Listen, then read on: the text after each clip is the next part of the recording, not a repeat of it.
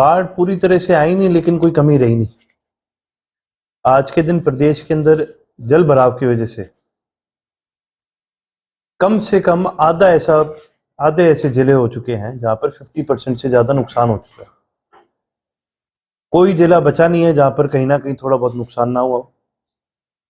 और जब सरकार से मुआवजे के बारे में पूछा गया तो हमने एक बड़ा सीधा सीधा सवाल करा सरकार से, क्या आप बस इतना बता दो कि भी मुआवजा कितना दोगे और कब दोगे।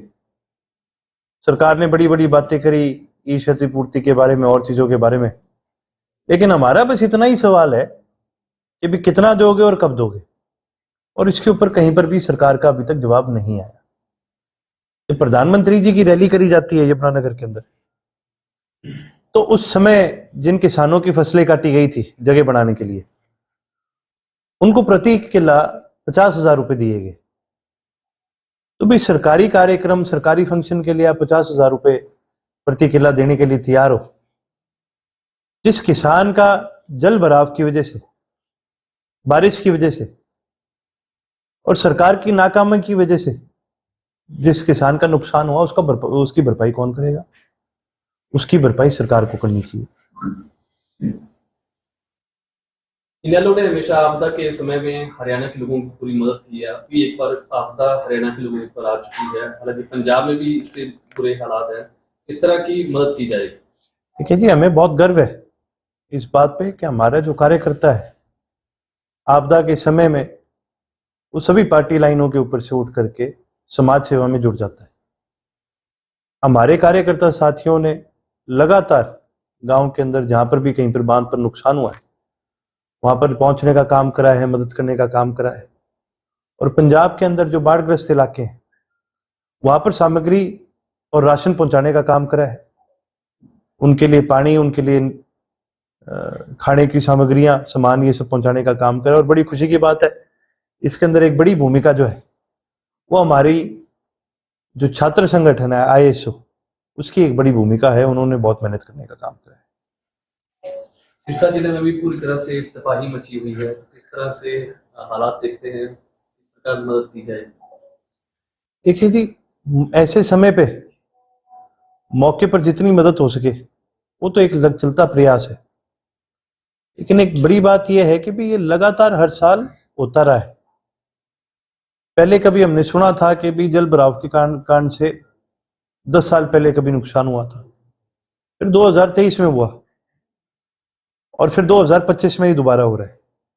इस प्रकार के जो हादसे हैं, इस प्रकार के जो नुकसान है, ये लगातार बढ़ते जा रहे हैं। और इसका असली समाधान तभी होगा जब सरकार इन सभी चीजों पर ध्यान देने का काम करेगी। जो कच्चे बांध है इनको पक्का करने का काम करेगी, उनके ऊपर सड़कें बनाने का काम करेगी, नहरों की खुदाई कराने का काम करेगी, उनकी सफाई कराने का काम करेगी। जब तक ये सारे काम नहीं होते, इस प्रकार की दिक्कतें, तकलीफें लगातार हर साल बढ़ेंगी। सिरसा के अंदर जल भराव हो रखा है, शहर के अंदर हो रखा है, वो पानी कहाँ जाए? सारे नाले, सारी नहरें सब भरे पड़े हैं। जब तक इनकी अच्छी तरह से खुदाई, सफाई, इनकी मेंटेनेंस नहीं होगी, तब तक ये दिक्कत बढ़ती रहेगी।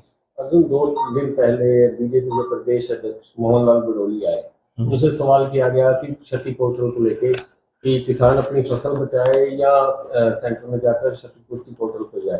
तो उनका कहना है कि किसान अपने मोबाइल पे ही मतलब अपनी जो फसल खराब है उसका विवरण दर्ज करा सकता है। मैं तो आपके माध्यम से उनको कहना चाहूंगा, एक बार आप चला के दिखा दो अपने मोबाइल पर। चलती ही नहीं है ये पोर्टल आधे से ज्यादा टाइम। और कितने ऐसे गांव हैं जो जल भराव के कारण जिनमें नुकसान हो गया, जो बाढ़ग्रस्त है, उनके नाम ही नहीं है पोर्टल के ऊपर। फिर फायदा क्या इस पोर्टल का? कितनी बार ऐसा हुआ है कि नुकसान किसी किसान का होता है और किसी और जिले में बैठा कोई और आदमी उसका फायदा उठा लेता है। ये पोर्टल वगैरह ये सब तभी काम करते हैं अगर आप ग्राउंड पे वेरीफाई करो, ग्राउंड पे आप सरकारी प्रशासन का प्रयोग करो। पोर्टल पे आपके पास दरखास्त आती है तो आप अपने उनको लगाइए, कर्मचारियों को लगाइए, आप प्रशासन को लगाइए कि वो जाएं, गांव के अंदर जाएं, वेरीफाई करके आए। ये सारी चीजें हो सकती है, लेकिन करने की नीयत होनी चाहिए। अर्जुन, आप रानिया में भी दौरा करते हैं, क्या हालात है रानिया के आपके? देखिए जी, रानिया में काफी गाँव के अंदर नुकसान हुआ है, क्योंकि हमारा जो पूरा हल्का है ये घग्गर बेल्ट के साथ ही लगता है। हमारा पहला गांव जो है पंजाब बॉर्डर के पास से शुरू होता है और हमारा आखिरी गांव जो है वो जाते जाते आपका राजस्थान बॉर्डर तक वहां तक पहुंचता है। और इन सभी जगहों पर नुकसान बहुत भारी देखने को मिला है।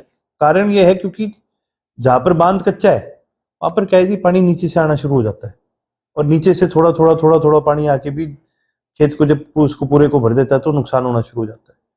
2-3 गांव के अंदर बांध टूट गया, किराड़कोट में, मल्लेवाड़ा में, आपका जोरनाली में, खारिया और दोतड़ के बीच में बांध टूटा है। बहुत नुकसान हुआ है जी लोगों का और लगातार हमने सरकार से मदद मांगने का काम करा, लेकिन कहीं पर भी सरकार की तरफ से कोई भी ऐसी अनाउंसमेंट नहीं आई, कोई भी ऐसी राहत नहीं आई। बल्कि इसके अंदर मैं तो धन्यवाद करना चाहूंगा जिला परिषद के चेयरमैन चौधरी करण सिंह जी का, जिन्होंने जिला परिषद के माध्यम से इन सभी गांवों के अंदर किसानों को तेल पहुंचवा करके, डीजल पहुंचवा करके, पेट्रोल पहुंचवा करके, ताकि ये अपने खुद के ट्रैक्टर लगा के खुद बांध को मजबूती देने का काम कर सके, ताकि वो किसान ये सारी चीजें कर सके। इसके लिए हम चौधरी करण सिंह जी का धन्यवाद करेंगे जिन्होंने ये सारी सुविधा देने का काम करा। मुख्यमंत्री हरियाणा का दौरा कर रहे हैं और लोगों को हौसला भी दे रहे हैं कि आपका जो नुकसान हुआ उसकी भरपाई की जाए। आप खुद इनेलो के विधायक हैं, आपके मुताबिक कितना मुआवजा किसानों को देना चाहिए? देखिए जी, ऐसे मौके पे कम से कम 50,000 होना चाहिए। उसके ऊपर किसान के और भी अन्य बहुत सारे खर्चे लगे हैं। बहुत सारे ऐसे किसान हैं जिनको अपने घर खाली करने पड़े क्योंकि उसके अंदर जल भराव हो गया था। बहुत सारे लोगों के जो घर हैं वो बारिश की वजह से टूट के हैं। गरीब लोगों के जो घर हैं, क्योंकि जो कच्चे मकान होते हैं वो बिखर गए, उनके पास आज रहने के लिए जगह नहीं है। तो इस प्रकार से लोगों की मदद करी जाए, उनके मकान पक्के कराए जाए, जिनके खास करके जिनके मकान टूटे हैं उनको एक प्रायोरिटी पे करके उनके मकान पक्के कराए जाए। काम बहुत सारे हैं कराने वाले। अब मुख्यमंत्री साहब बार बार कह रहे हैं भाई बहुत है खजाने में पैसा, तो मैं भी आपके माध्यम से कहूंगा भाई बरसा दो, फिर दो, लोगों तक पहुंचाने का काम करो, लोग आपका धन्यवाद करेंगे।